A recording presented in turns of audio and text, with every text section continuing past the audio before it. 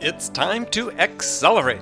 Hi, I'm your host, Andy Paul. Join me as I host conversations with the leading experts in sales, marketing, sales automation, sales process, leadership, management, training, coaching, any resource that I believe to help you accelerate the growth of your sales, your business, and most importantly, you. Hi, and welcome to the show. Today, my guest is Chris Beall, CEO of ConnectAndSell, that provides one of my favorite sales tools. Now, I've been waiting for a company to come along that would crack the code in terms of what I wrote about in my book, Zero Time Selling, meaning that some sort of tool that would enable companies to transform some of their basic sales processes, such as prospecting and lead follow-up, so that they would take place in zero time or almost instantly happen. And also tools that would reduce to zero the amount of wasted sales hours that account execs and SDRs have in their day where they're not talking to prospects. So Chris is going to break down for us how they do that. Chris, welcome to the show. Hey, Andy.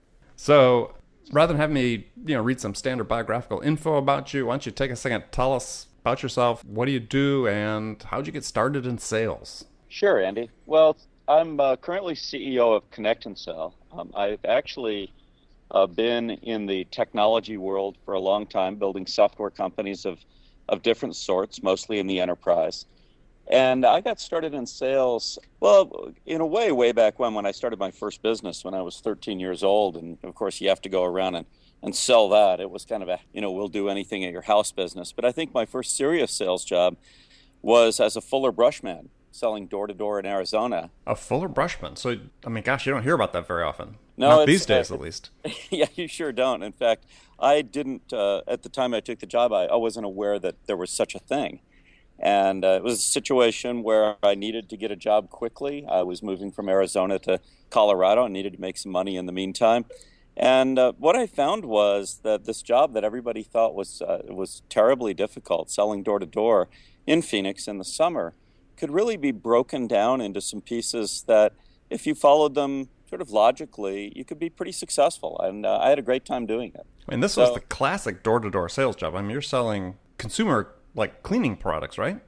Absolutely. To people that are at home during the day.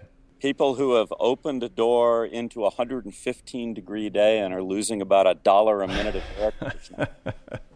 So you were selling, give an example, because a good portion of our audience have no idea what Fuller Brush people did. Oh, so we had a big product line, which I didn't bother to learn.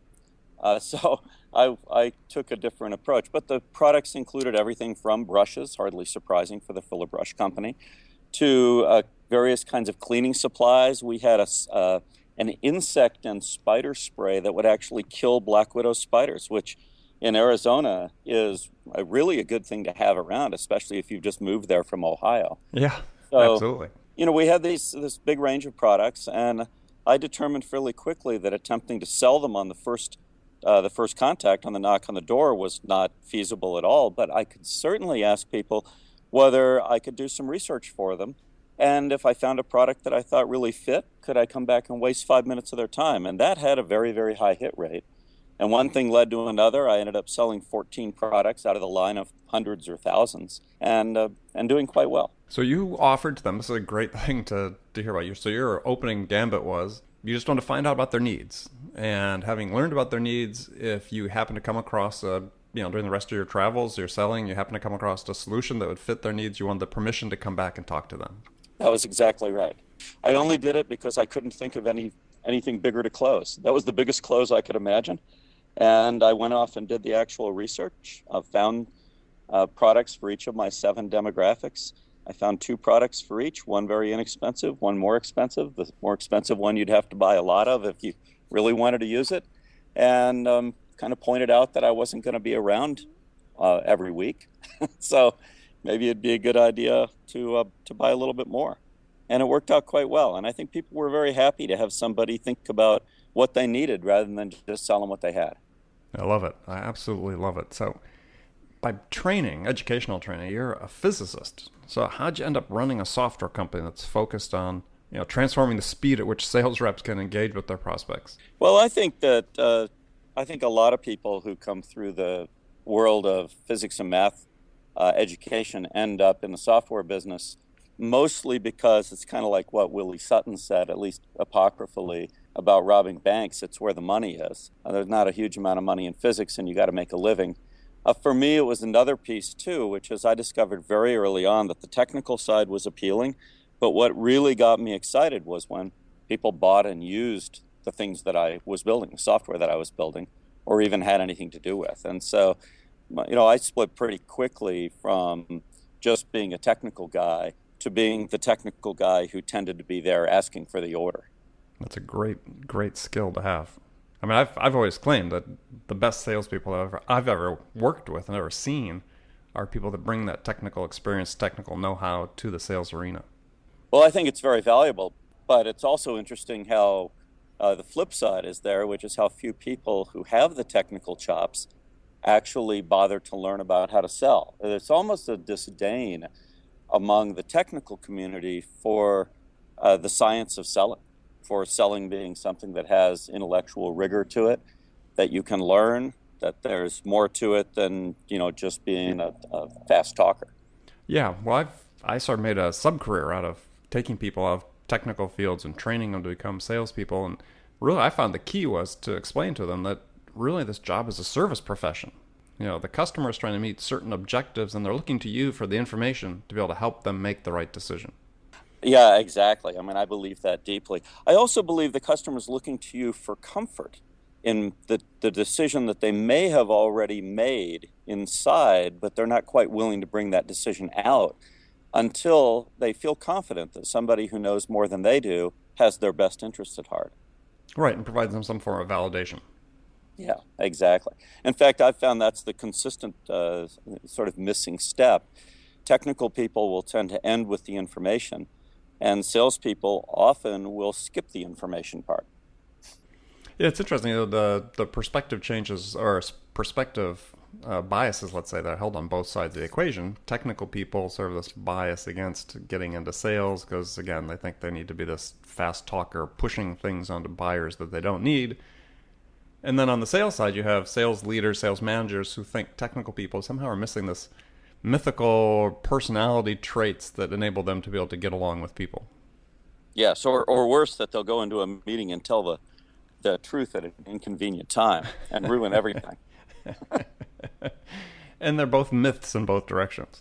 They are. The truth is not somewhere in between. I think the truth is in the combination.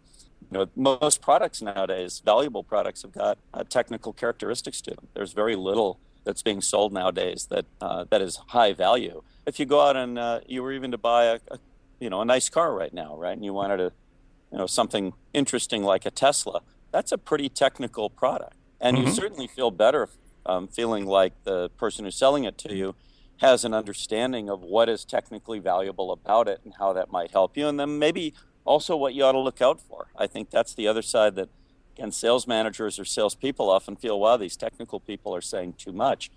But, it's said right. That little warning shows that you're on the prospect side, that you're willing to help them out. Right, that you're trying to help them make a good decision. And exactly. Yeah, and that's what selling is really about. I mean, selling is about helping the customer make a good decision.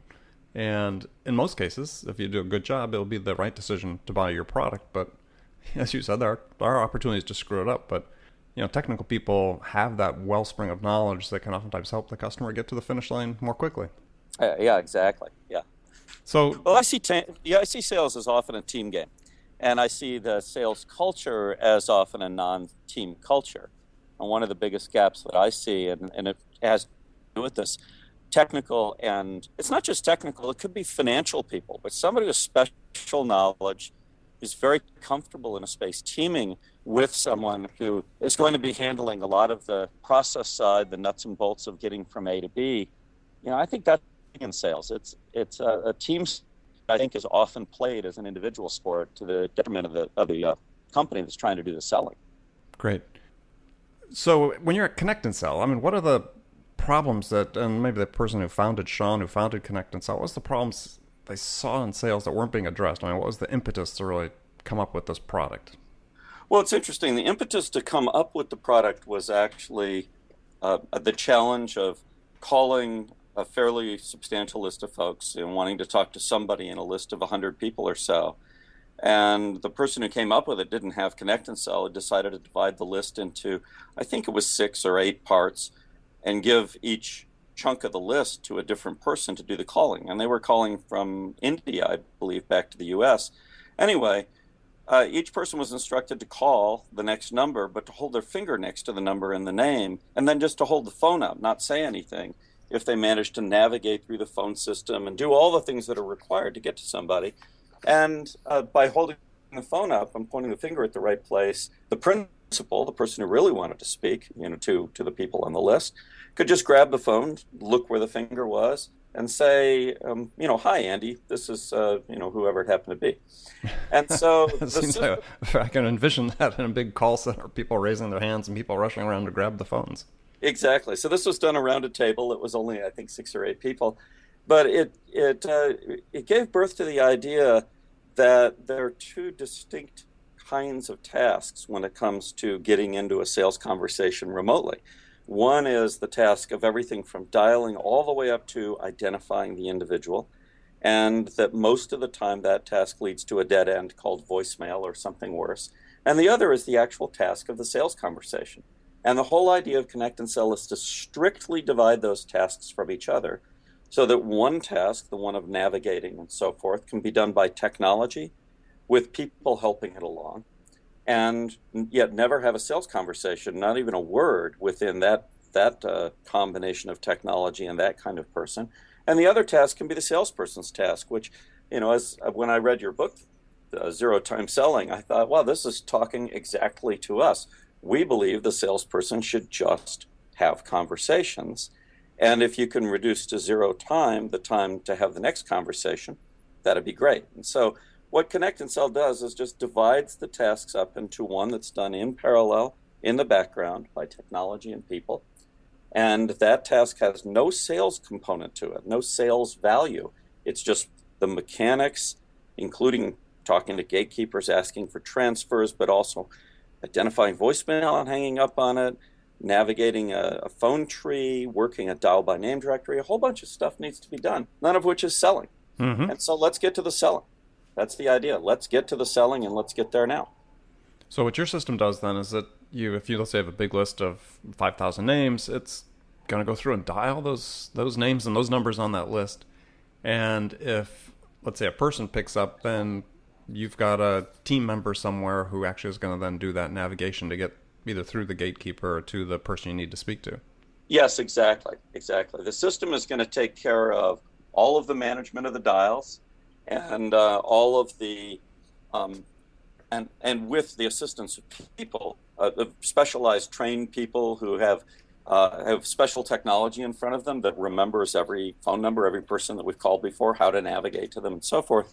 That system is going to take care of everything that needs to be done, with the exception of the conversation. So the salesperson is just left having the conversation. So the inside sales rep, sitting there at their desk, they get a notice that, hey, we've got somebody to talk to. And as soon as they finish, or even before they finish, there could be another one popping up, right? Well, it's more under the sales rep's control than that. So what happens is the sales rep sits down to the Connect and Sell system. It's called Lightning because it strikes like lightning. It's fast and hot. Mm-hmm. And they dial into to a phone number that they've been given. So they log into the system, which is just a web-based application, dial a phone number that they're given and put a few numbers in to identify themselves, pick a list of people they want to talk to. Everybody's favorite is their follow-up list, which Connect and Sell will manage for them automatically. That's where all the money is. But any list could be a cold list, post-event, whatever.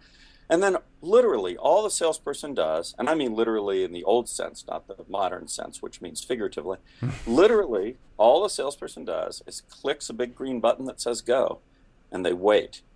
And they wait. Normally they're doing other work while they're waiting. They're over on another screen, but then beep, there's a tone in their ear. There's a big old contact card. It looks like a big business card that pops up on the screen, and they're talking to somebody who's on their list. And then when they're finished with that conversation, they answer a few questions. Very simple. Their CRM gets updated, and then the system goes back to work for them. So it doesn't really work unless they push the button. Mm-hmm. Very interesting. Very interesting. Well, we're going to take a short break here, and we'll come back. We're going to talk more about Connect and Sell. My guest today is Chris Beall, CEO of Connect and Sell. and he's going to share with us some more of his tips for how you can quickly amp up your sales when we get back. Hi, this is Andy. Connect and Sell is used by sales reps at nearly 1,000 companies, including hundreds of technology startups and several Fortune 500 companies, to overcome the challenges of getting prospects on the phone. Companies using Connect and Sell grow their revenues faster by enabling their sales reps to have more sales conversations in 90 minutes than they could otherwise achieve in an entire week. Connect and Sell can be deployed directly to your sales reps, or you can take advantage of their outbound on-demand service, which delivers qualified prospect meetings scheduled directly on your sales reps' calendars. Visit connectandsell.com to learn more about how Connect and Sell can start filling your pipeline today. Welcome back. My guest today is Chris Beall. Chris is CEO of Connect and Sell. Chris, how can people find out more about Connect and Sell? Well, there's the obvious, which is going to the website. I think that's actually inferior to having a conversation because we're all about conversations. But if you do go to our website and you were to fill out the I want to talk to you form, the magic that happens in the background is one of our Connect and Sell sales representatives will, without any effort at all, be in a conversation with you pretty soon, normally within a couple of minutes. So that's one way to find out, and that one works pretty well. When you come right down to it, this is what I call an experience product. That is, it's like a roller coaster or a race car or a chainsaw even. You think you know it from the description and you can read all about it, but it's not like a regular SaaS product which takes information from you, squirrels it away in a database, and maybe offers you some reporting and analytics and so forth. I mean, it's an experience. You push that button and you're going to talk to somebody. And I've recorded heart rates of as high as 160 beats a minute when somebody sits down the first time, because it's pretty exciting to be in command of the fact that you're going to talk to somebody next and who it is. Of course, it's going to be somebody on your list. I'm not talking to Andy. I'm talking to somebody on a list that includes Andy, but it's the experience that really counts. And we try to make sure that we get to the level of somebody having that experience as soon as possible in the conversation once they get the basic idea. Right. And I think one of the things that's most significant, at least as I believe about Connect and Sell, is that in the application is that it sort of turns the ratios on the head for inside sales, where instead of maybe making 50 dials a day and getting 5 conversations and maybe a couple appointments out of that for demos, is this inside sales rep with Connect and Sell could really have 50 conversations a day. They could be doing 1,000 plus dials a day. Yeah, exactly. I mean, it turns those numbers completely upside down. So when you look at the math of inside sales, it's dominated by the labor of basically not talking to somebody, especially if somebody is dialing. That is, if you're dialing manually or you're dialing with the power dialer, you'll be lucky to get to 100 dials a day. You'll be lucky to have 4 or 5 conversations. So the dial to connect ratio in the great wide world right now is about 23 to 1. About 23 dials are required to get a person on the phone on your list. And that's very, very daunting with all that navigation and so forth. With Connect and Sell, you push a button and you talk to somebody, and that's about it. So we have reps in our own office who are working for Connect and Sell and also working for clients who are routinely having more than 1,000 dials per day done for them. They don't do any of the dials themselves. They're routinely having 50 or 60 or 70 sales conversations in a day. And the most important thing is they're having a blast doing it. It makes a job that people no longer think is a fun job. Kind of like door-to-door sales, actually. When you sort of like door-to-door sales, right? Right, it's kind of like that inside sales, has this cold calling, boiler room, sort of a feel that people have about it. Well, rapid burnout feel. Rapid burnout feel, exactly. And I had somebody just the other day, who was actually a vice president of sales at a company, who tried Connect and Sell for the first time for about 4 hours. And what he said was, the most remarkable thing, how your batteries, you get up in the morning and your emotional, physical, intellectual batteries are charged and you're ready to go. He said, I was 4 hours on Connect and Sell. I thought I'd be exhausted. And I was more amped up. I was more excited. I had more energy than I had before I started. And I know that's hard for people to believe. It's like, are you kidding? Cold calling or calling people, who aren't waiting for your call? Well, it turns out it's all the dialing and the navigation and the frustration of ending up nowhere over and over. That's the problem, not really talking to prospects. Good salespeople love to talk to prospects all day long. Well, and it helps them get better. I mean, that's the thing that, to me, that's one of the most significant things about the impact of a company using Connect and Sell is that their inside reps are getting repetition in a way they never did before. And how else are you going to get better unless you actually having real conversations? Exactly. And how are you going to get better unless you're being coached? I look at it as sales is a very, very athletic business, which is one of the reasons it attracts a lot of athletes to come and be salespeople. And yet nobody would be a professional athlete, which a salesperson is. They're a professional athlete without getting professional coaching. It's so impractical to coach somebody who's talking to somebody 3, 4 times a day. But if you've got 50 at-bats, you can have another pair of eyes, another pair of ears on those at-bats, and you can be listening for the little stuff that can make a big difference. And that's really where the action is. What happens in that first 8 seconds? What happens in that next 27 seconds? Do you close for the referral? Do you close for the meeting? There's a whole bunch of stuff that you can get to at 50 conversations a day. You just can't get to practically at 3 or 4 or 5 conversations a day. I love it. So last question for you about Connect and Sell is I love a phrase I've heard you use. You talk about use the product to X-ray an organization with conversation. So tell the audience what you mean by that. Yeah, it's funny, but I thought this up when I was writing an article on the anniversary of the sinking of the Titanic, and there were all these pieces I was reading to prepare to write this article that kind of implied it was the arrogance of the captain, it was the design of the boat, it was this, it was that, it was luck. It was the lack of radar. They couldn't see through the fog, They were just there too early before the invention of radar. And that's the way I see Connect and Sell, as like X-ray or like radar for an organization.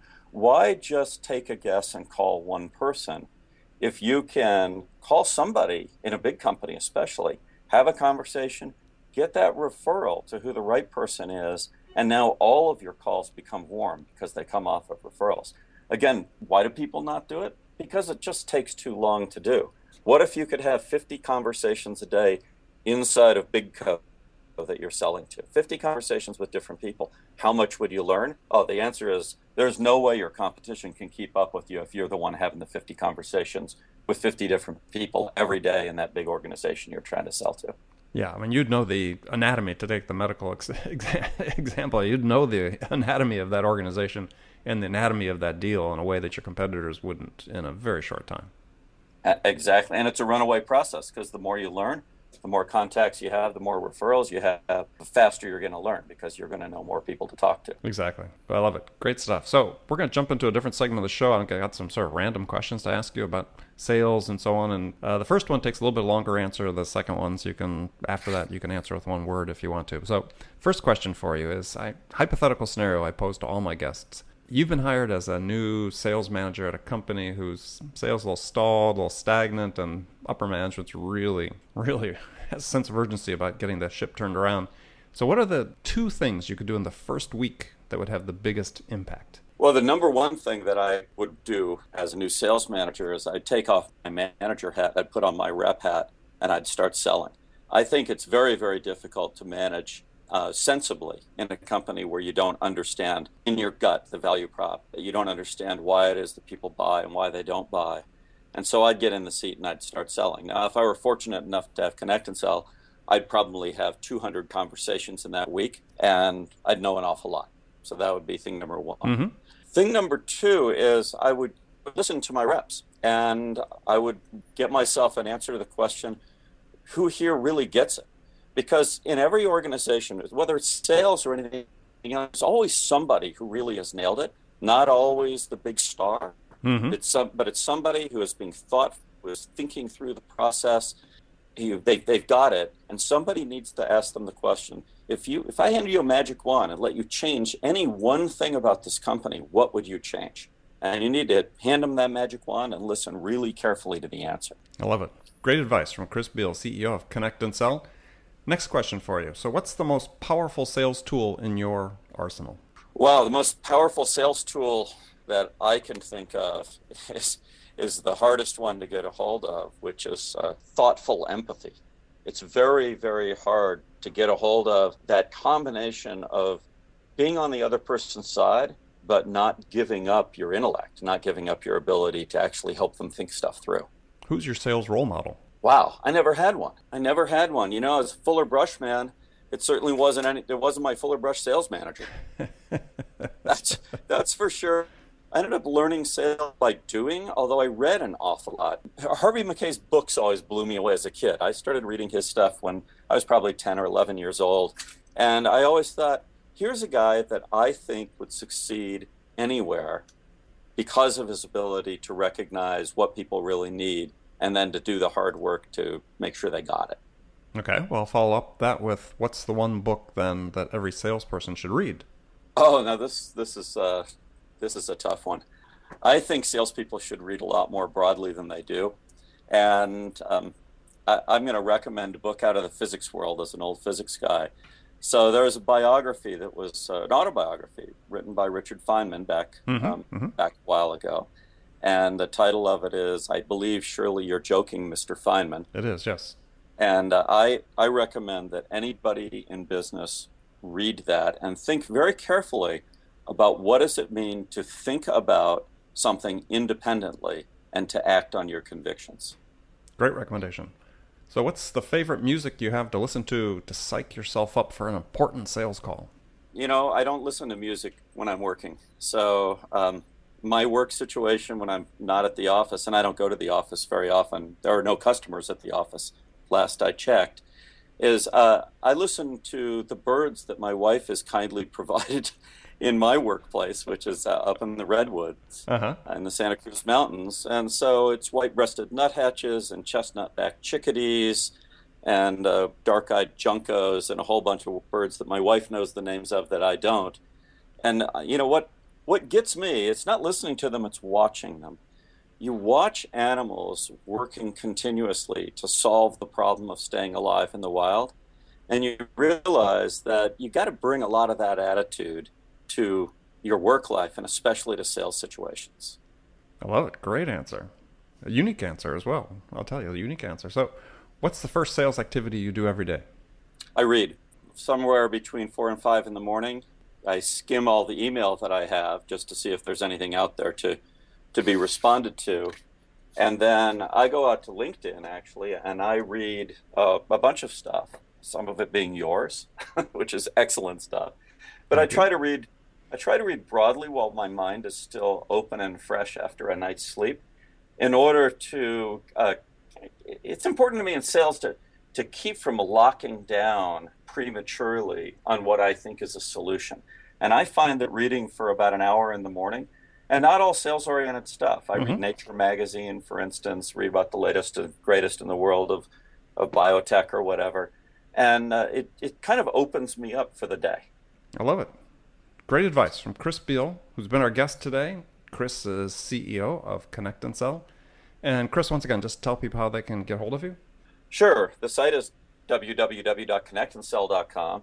I'm easy to get a hold of, chris.beall@connectandsell.com. Hey, I even put up a billboard once that led to a video that had my cell phone number. You want to call me? It's 408-203-4321.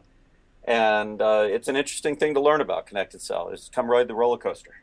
Excellent. Well, I recommend people that have the need that they absolutely go do that. So remember, everybody, thank you for joining us. Make it a part of your day every day to deliberately learn something new to help you accelerate your sales. And if you listen to the show today, I believe we helped you with that. So until next time, this is Andy Paul. Good selling, everybody. Thanks for listening to the show. If you like what you heard and want to make sure you don't miss any upcoming episodes, please subscribe to this podcast on iTunes or Stitcher.com. For more information about today's guest, visit my website at andypaul.com.